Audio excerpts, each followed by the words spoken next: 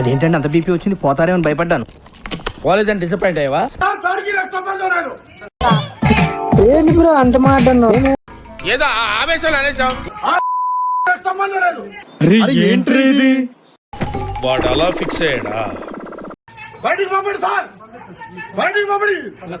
ఎంత అంతరించిపోతున్నా నువ్వు అవసరం రోజా. సో మనం ఇక్కడ క్లియర్ గా చూసుకోవచ్చు, పొట్టి పొట్టి డ్రెస్సులు వేసుకొని ఎక్కడో విదేశాల్లో విహరిస్తుంది అనమాట.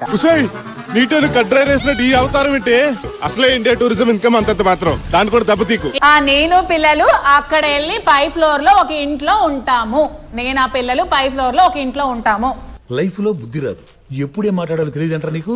లేకపోతే శ్రీని గారు వెళ్తారంటే అక్కడికి ఆ ఇంటి నుంచి వెళ్ళిపోవాలంటే నేను చిల్లిపి అగ్గిరవ్వ మాదిరే ఉంటాడే నా సావే. ఏంట్రా అది?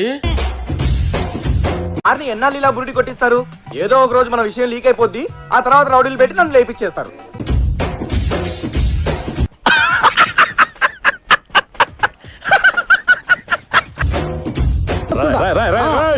ఏంట్రా మెత్తాని పత్తి పువ్వుల మరే సంటాడే నా సావే.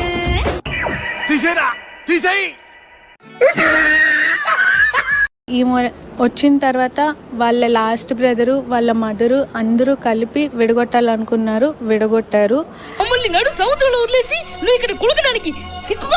ఇల్లీగల్ ఎఫ్ఐఆర్ నడిపించడం అనేది మా అయ్యయ్యో ఎంత మాట అంటున్నాడండి. శ్రీని గారు మేమైతే పెళ్లి చేసుకోలేదు. ఇప్పుడు ఏం చెయ్యాలి?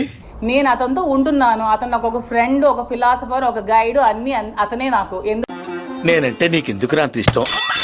మొదటి నుంచి మీరంటే విపరీతమైన పాజిటివ్ వైబ్రేషన్స్ నాకు. ఎందుకంటే నేను సూసైడ్ చేసుకుంటా కావాలనే ఆత్మహత్య చేసుకుందాం కూర్చొని ఏడ్చుకున్నావు. నన్ను అతను ఒక సెక్యూర్డ్ గా ఉంచుతున్నారు. దాంట్లో పెళ్ళైన ఇద్దరు అమ్మాయి అబ్బాయి చేసేది అడల్టరీ అంటారు.